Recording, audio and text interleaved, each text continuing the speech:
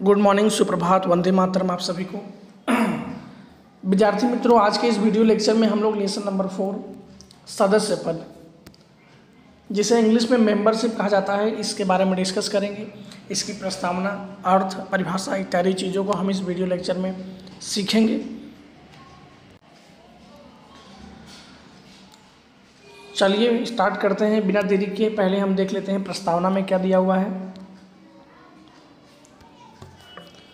Company की प्रतिभूतियों में विनियोग करने के लिए, प्रतिभूतियों का मतलब हो गया जो शेयर, डिवेंचर इत्यादि चीज़ें जो हो गई। तो कंपनी की प्रतिभूतियों में विनियोग करने के लिए, मतलब विनियोग को इंग्लिश में इन्वेस्टमेंट कहा जाता है, यानी इन्वेस्ट करने के लिए।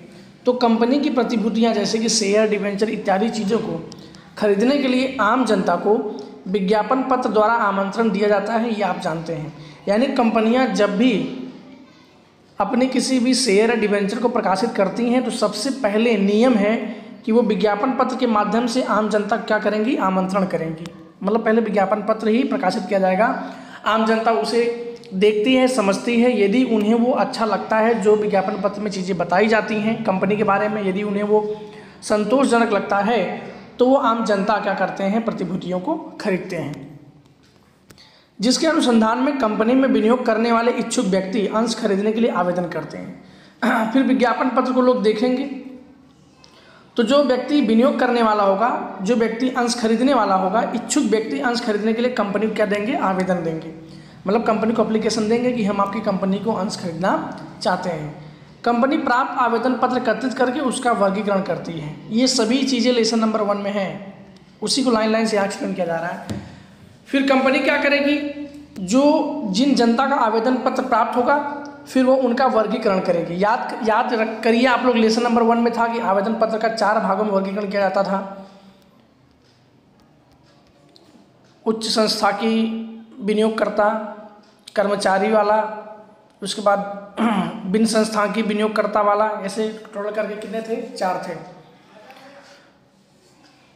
तो फिर प्राप्त आवेदन की कंपनी क्या करेगी, वर्गीकरण करेगी कि वो कौन से वर्ग के हैं, कर्मचारी वाले हैं कि संस्थाकीय वाले हैं कि बिन संस्थाकीय वाले हैं, ऐसे उनका वर्गीकरण किया जाएगा। फिर अंश आवंटन की नीति संचालक मंडल शेयर बाजार के प्रतिनिधियों के साथ, यानी जो संचालक मंडल हैं वो शेयर के बाजार के जो प्रतिनिधि होंगे, जो एजेंट होंगे, उनके साथ विचार परामर्श करके अंश आवंटन कैसे देना है उसकी नीति वो तय कर लेते हैं। फिर अंश आवंटन का कार्य पूर्ण होने के बाद जिन आवेदकों को अंश स्वीकृत हुए हैं, अंश आवंटन का कार्य क्या हुआ, पूरा हो जाने के बाद जिन आवेदकों को अंश दे दिया गया है उनके नाम सदस्य रजिस्टर में लिखे जाते हैं। सपोज दैट, मान लीजिए कि ये से अंश जो है मुझे दिया गया, मैंने आवेदन किया था और अंश मुझे मिला, तो मेरा नाम कंपनी के सदस्य रजिस्टर में लिखा जाएगा और इस प्रकार मैं कंपनी क्या बन जाऊँगा, सदस्य बन जाऊँगा। यही कहलाता है सदस्य पद। इस प्रकार जो जिस व्यक्ति का नाम सदस्य रजिस्टर में लिखा जाएगा वे कंपनी क्या गिने जाएंगे, सदस्य माने जाएंगे। अन्य रीति से भी जरूरी नहीं कि आप अंश खरीद के ही सदस्य बनो, अन्य रीति से भी सदस्य बना जा सकता है, सदस्य बन सकते हैं। अन्य रीति से भी कंपनी का सदस्य पद प्राप्त किया जा सकता है। सदस्य होने के बाद कंपनी की ओर से कुछ अधिकार प्राप्त होते हैं और कुछ कर्तव्य भी निभाने पड़ते हैं। ये अन्य रीति में, जैसे मैं बता दूं, बिना शेयर खरीदे, जैसे मान लो आपने कुछ कैपिटल ला लिया, पूंजी लाकर आप सीधा क्या करो, सदस्य बन जाओ। ऐसा भी हो सकता है, जामीन ला के सदस्य बन जाओ। तो अन्य रीत से भी आवेदन पत्र में सही करके भी सदस्य बन सकते हैं, तो हम पढ़ेंगे भी, आगे आएगा भी। तो अन्य तरीके से भी कंपनी का सदस्य पद प्राप्त किया जा सकता है। जब व्यक्ति को सदस्य पद मिलता है तो उसके साथ साथ कुछ अधिकार और कुछ कर्तव्य भी निभाने पड़ते हैं। सदस्य पद, सदस्यता का अर्थ और परिभाषा हम पढ़ेंगे यहाँ पे। तो अर्थ, जिस व्यक्ति का नाम लिखित सहमति द्वारा अथवा अंश आवेदन द्वारा कंपनी के सदस्य रजिस्टर में लिखा हो वह कंपनी का सदस्य माना जाएगा। देखिए, जिस व्यक्ति का नाम लिखित सहमति द्वारा, एक होता है लिखित सहमति से, जैसे आवेदन पत्र में लिखित सहमति कर दिया और कुछ पैसे लाकर लिखित सहमति बनाया, रिटर्न कंसेंट देना पड़ेगा कि मैं इस कंपनी का इतने रुपए लाकर सदस्य बनना चाहता हूँ, तो लिखित सहमति द्वारा भी हो सकता है। अथवा अंश आवेदन द्वारा, जो मैंने ऊपर पढ़ाया आपको, अंश खरीद कर, यानी जिस व्यक्ति का नाम लिखित सहमति एवं अंश आवेदन द्वारा कंपनी के सदस्य रजिस्टर में नाम लिखा गया हो वह कंपनी का सदस्य माना जाएगा।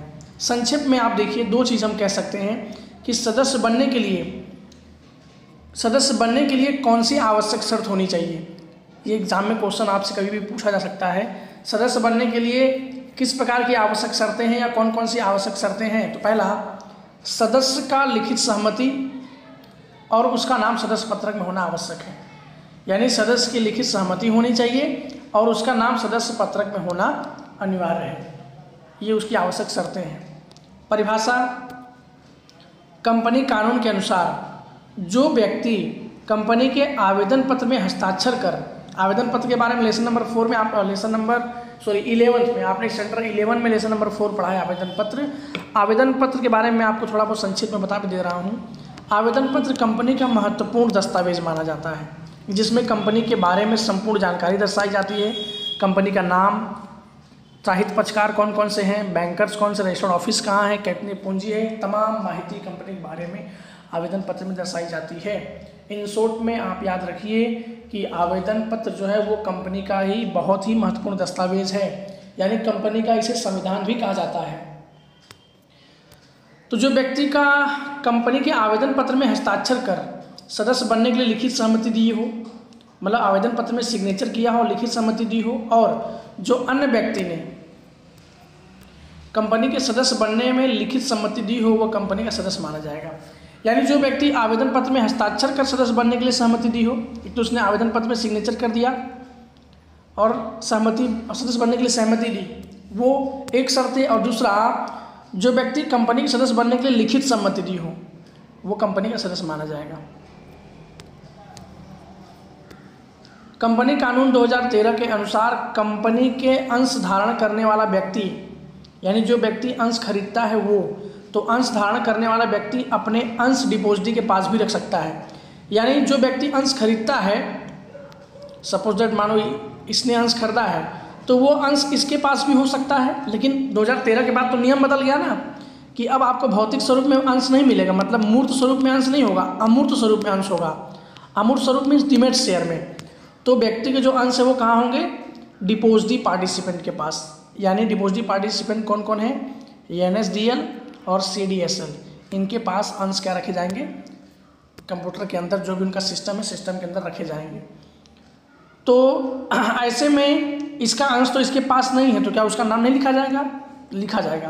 तो जिस व्यक्ति के अंश डिपॉजिटरी के पास जमा हो उन अंशधारी का नाम भी कंपनी के सदस्य रजिस्टर में नहीं लिखा होने पर भी वो डिपॉजिटरी की बही में लाभार्थी मालिक के रूप में दर्शाया जाएगा और वह कंपनी का सदस्य भी गिना जाएगा। मतलब अंशधारी के पास तो अंश नहीं है, उसके अंश डिपॉजिटरी के पास है, तो सदस्य रजिस्टर में उसका नाम नहीं लिखा गया है, तो क्या वो सदस्य नहीं होगा, गलत, वो सदस्य माना जाएगा। उसको कंपनी की तरफ से सब लाभ भी मिलेंगे, मालिक के रूप में गिना जाएगा और वो कंपनी का सदस्य भी गिना जाएगा, क्योंकि उसके अंश कानूनन तरीके से डिपॉजिटरी पार्टिसिपेंट के पास क्या है, सुरक्षित है, वहाँ रखा गया है।